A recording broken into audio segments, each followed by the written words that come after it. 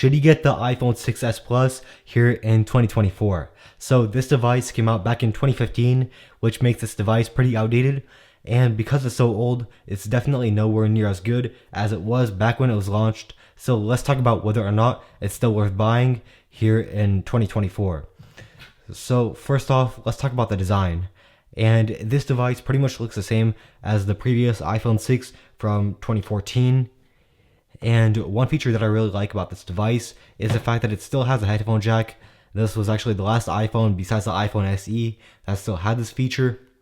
And in case you're wondering, this device uses a lightning port for charging. And on the back, we only have one camera. But that's pretty much all there is to cover for the design of the iPhone 6s Plus. Also, one last thing I should mention before we talk about the specifications of this device are the colors of the iPhone 6s. So this device comes in 4 different colors, which are gold, rose gold, and space gray, as well as silver. But let's now move on to the speeds of the iPhone 6s. So the iPhone 6s Plus has 2 GB of RAM, and for comparison, the iPhone 15 Pro has 8 GB of RAM, so that's 4 times as much. And the chip that the iPhone 6s Plus uses is the Apple A9 chip, as you can see here. And for comparison, the iPhone 15 Pro uses the Apple A17 Pro chip. Now, some of the other stuff that we need to mention for the hardware of the iPhone 6s Plus is the storage. So the iPhone that I have right now only fits up to 16 GB of storage, but there's also 32, 64, and 128 GB models.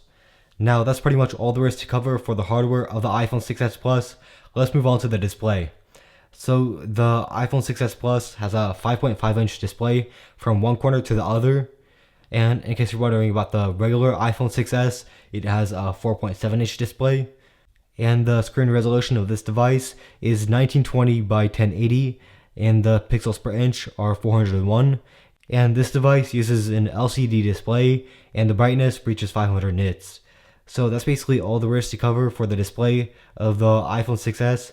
So overall, the display on the iPhone 6s Plus is actually really good, and it's nothing to worry about at all. Now, the next thing we should talk about is the battery on the iPhone 6s Plus.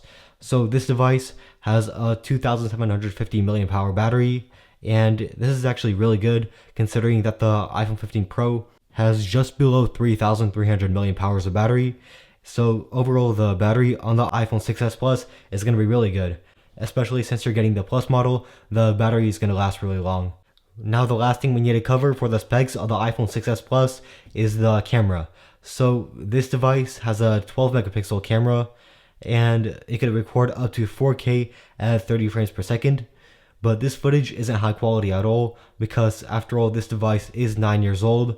So the photos and videos taken on this device aren't worth going onto social media, but it is good enough for iMessage or if you're using FaceTime. Now, before we talk about whether or not this device is worth buying, we're going to talk about whether it still gets the latest software updates. So this device does not get the latest updates, but it does still get security updates from Apple.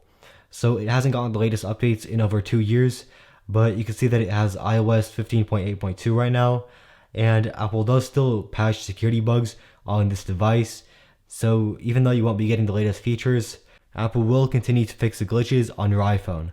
So to recap everything, this device does have an awesome display and an amazing battery life, but the camera, the software support, and the performance on this iPhone are lacking very far behind. So should you get this device here in 2024? Well, my suggestion is it depends, but for the most part, I would go for a better iPhone like the iPhone SE. And here's just some of the prices I found for the iPhone 6s Plus. So you can see that it costs about $50 on places like eBay. And I don't recommend getting this renewed because it will cost a lot more. So the iPhone I found here comes with 64 gigabytes and it costs just $50. But if you're willing to spend a bit more, like I said, I would recommend going for the iPhone SE2, which costs about $100, and the storage models in it start at 64 gigabytes. So this device does still get the latest iOS updates. So if you've got a little more money to spend, I would recommend that you go for this device instead. Now, that's pretty much all there is for this video. Be sure to like, subscribe, and comment down below what video you want to see next. Also, if you want to see a review of the iPhone SE2, I do have a link for it in the description, so be sure to check it out.